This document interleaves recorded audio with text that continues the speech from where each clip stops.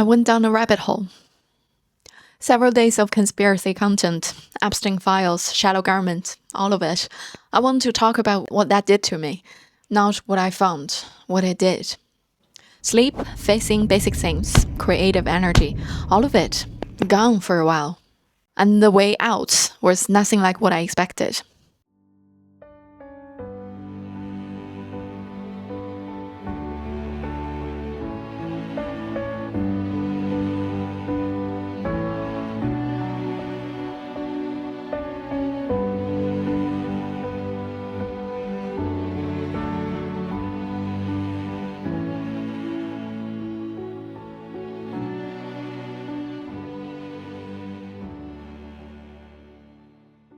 Here's the thing, the information you get online isn't neutral.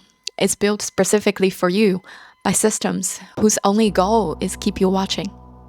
Every search, every video, every link, it's building a model of you, and the model gets more accurate over time.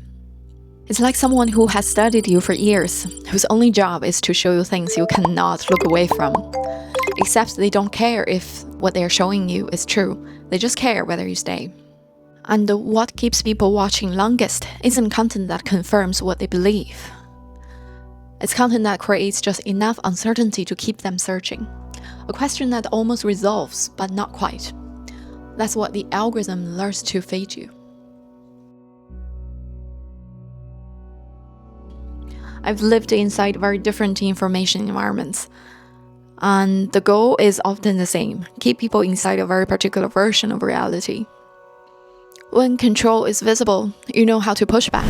When it feels like something you've freely chosen, that's the part that's hard to see. Having access to all information is not the same as having access to truth. I didn't go looking for it, it found me. One reasonable question, one adjacent video, then another. The Epstein files came up in a context that seemed legitimate. Documents generally released, questions genuinely unanswered. I watched one video, read one thread, and then watched another, and another, and the algorithm clocked it, started showing me more extreme, more certain, everything connected, one vast network of hidden control. Within a few days, I was somewhere I didn't recognize. Not because I believed all of it, I didn't, but the consuming itself had an effect, regardless of what I thought I believed. I started sleeping badly, not because I was frightened, though sometimes I was. More like my nervous system was just processing threat constantly, even when I wasn't watching. I started losing faith in ordinary things. The people around me felt naive, and anything I'd been uncertain about, I just stopped giving it the benefit of the doubt. I was full of information and empty of direction.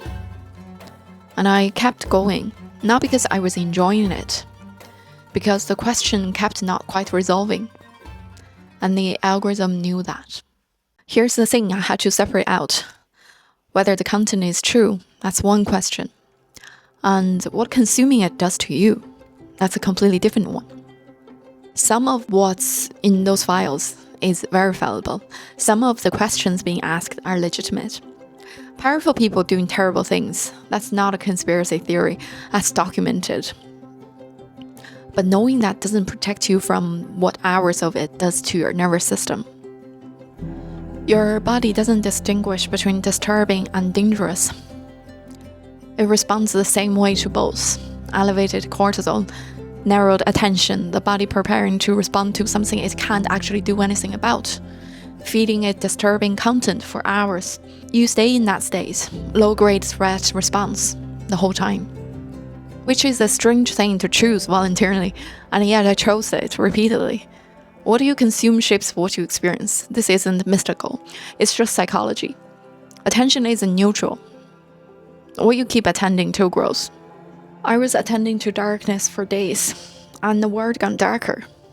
Not because the world changed, because I did. And I want to name something some people will find credible and others won't. There are people saying this content isn't surfacing randomly. The flooding public feeds with extreme dark content serves a purpose.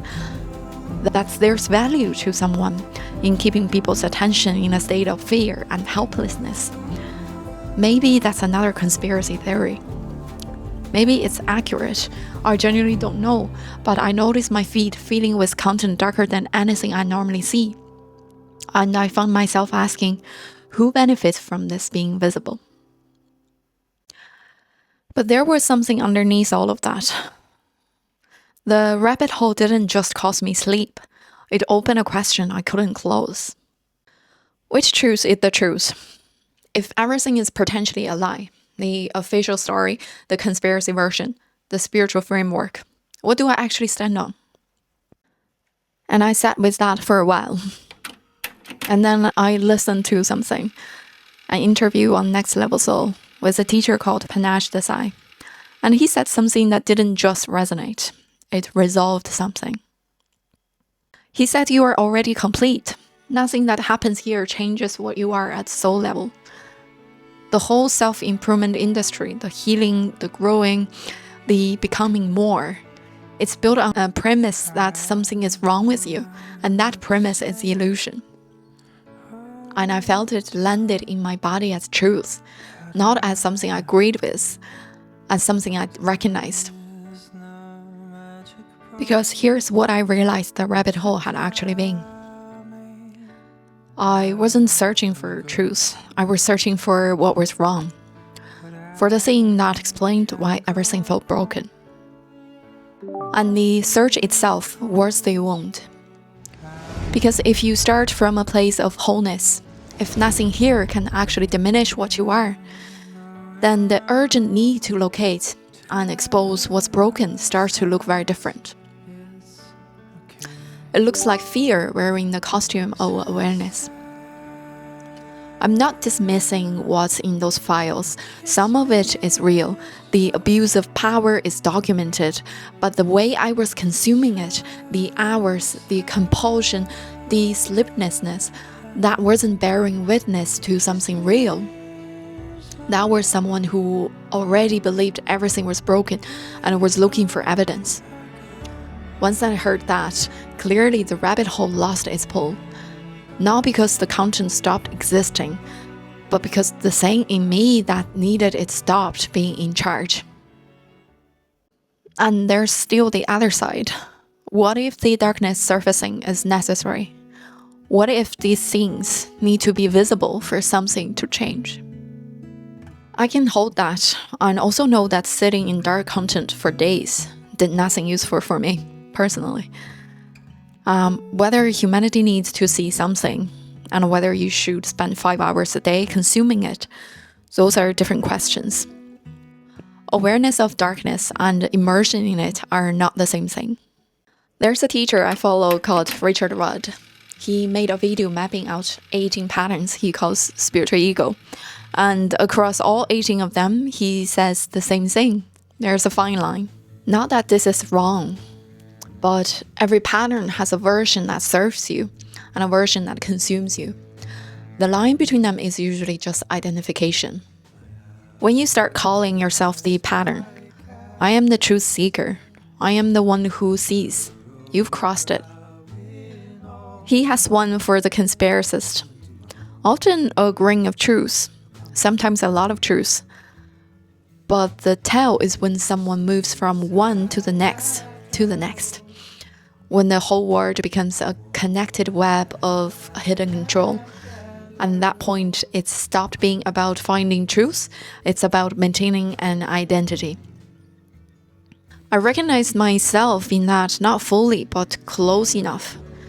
The other thing he uses Buddha's image of the string. Too tight, it snaps. Too loose, it won't play. Too extreme of anything creates the opposite of what you went looking for.